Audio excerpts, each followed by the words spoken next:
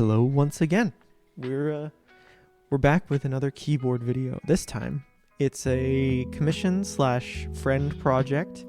This one is the wait for it. The Melody96. I have a lot of friends, turns out, that like 96% keyboards, and it is a challenge to find good 96% keyboards. However, I was pleasantly surprised to find this one with a weighted aluminum case. You did have to pay extra for the case and plate foam, so just note that, and an aluminum plate.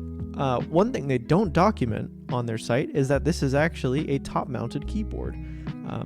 I actually went ahead and assembled the included stabs, which I did not show it at all in this video, but after I did all the recording, I actually replaced them with Durox. The included stabs are... they're okay. You're going to hear them in the sound test, and you'll probably see why I wanted to replace them, unless you don't have if you don't have a connoisseur's ear of keyboards, then maybe not, but I'm just kidding. It sounded a little bit harsh, and I wanted to fix them, but it came with those little... I had extra of those Band-Aid things, and they were a little wobbly without it. So there's the case foam.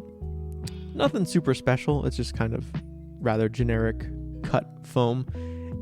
I don't know what this tiny hole is in the keyboard, but it's there, and there's a little piece in the foam if you want to have that hole exposed for yourself. Don't clip that one. And then the plate foam, which is pre-cut but left like this, and very, very fun to remove all of the squares.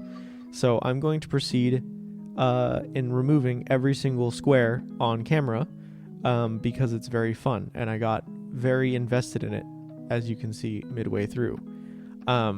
So I like this keyboard. Let me preface this. I think it's actually one of the better 96 keyboards I've used. However, while it's not as expensive as the Odin, it is still very expensive, especially for, well, you know what? No, I think the case quality, if you could pick up this case, you'd be like, whoa, that's a $300 keyboard right there, probably, maybe. Or you'd be like, that's just a weight that you could beat someone with. However, I feel both ways about it personally. That the brass weight version, because there's two versions on the Melody or the YMDK site, and the one with the weight is a little more expensive, but I think it is well worth it. So let's move on from this topic.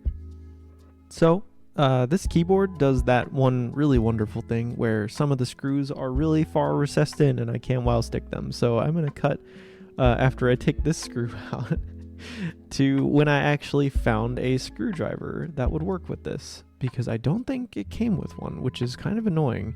But yeah, this is one that I think I had in a toolbox or whatever somewhere.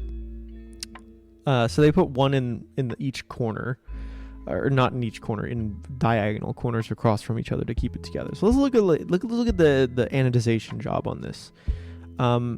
It looks okay. Around the screw holes in particular, I don't know if you can see, it does have some imperfections already. Nothing really to worry about. Oh, that one's kind of weird though. There's like a scratch where like the machining messed up or something. However, the outside looks great. I don't think there are any imperfections on the outside, and that's, I think, what really matters. Honestly, the inside could look like a train wreck, and I'd probably be okay with it.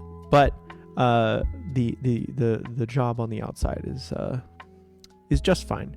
So next, we're going to start assembling the plate and the PCB. And for this build, my buddy Jesse, he asked for specifically banana split switches, which is a great choice. I like banana split switches. I lubed them. I did not film them. I have a new policy on filming, and that is when a switch has any housing wobble, or has an inordinate amount of stem wobble. But the banana splits on both of these fronts are extremely good and have not really much of either, so that's great. So let's cut forward, and we're going to put all the switches in. So I actually did something I would recommend almost everyone who's getting into the keyboard hobby should do, and that's when you're installing all of these to ensure that each switch is working. Because I found that the K key is not even soldered on properly. So this is it's a really big problem if you have not done any soldering or own a soldering kit, but I do, and I'm going to see if I can fix it. I'm hoping this is the issue, because I don't actually know for certain if that's why the K key isn't working. And indeed it was. I'm honestly kind of proud of myself. I've never really done like a DIY fix like this. You could probably see the difference in the soldering job, but it works, and that's what matters. And I am pretty proud of myself that I was able to fix it, because if my buddy had ordered this himself, it would not have worked. And he would have been kind of shit out of luck, honestly, which is very unfortunate.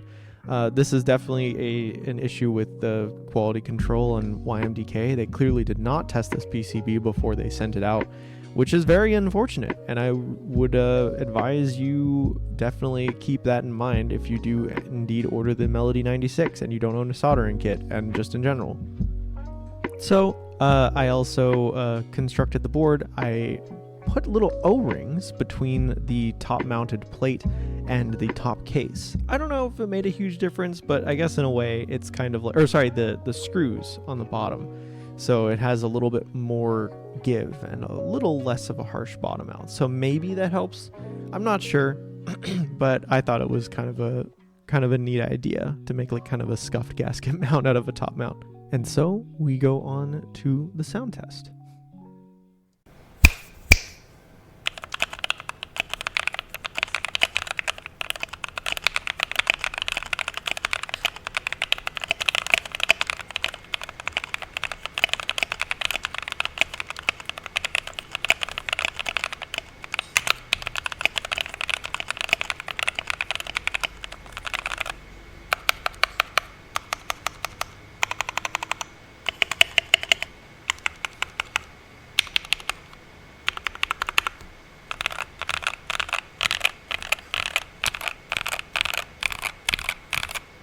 So there you have it.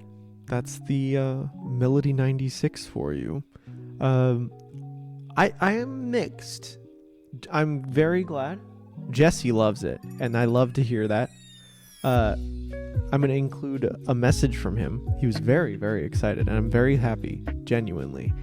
But to my standards, to the mark bar of what I wanted of a keyboard, I think I would have been a little bit restless about this one. Like, I would have wanted to probably endlessly tweak this one. I feel like I would have constantly been doing stuff to it. I don't know if you heard what I heard in the stabilizers, but I was like, this needs Durox. And I kind of regretted using the ones that it came with.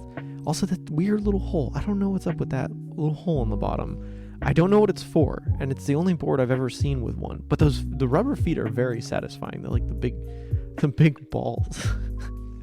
But anyway, it is a great keyboard. It is up there for one of the better keyboards, especially one of the better 96% I've ever used. And the banana splits fit well with it.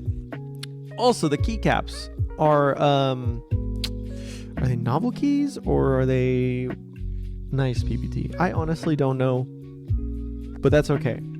I'll have a link in the description for all the components, as I always do. But anyway, a little bit of a shorter one. Thank you guys for watching, and I hope you enjoyed, and I hope to see you again soon. Bye.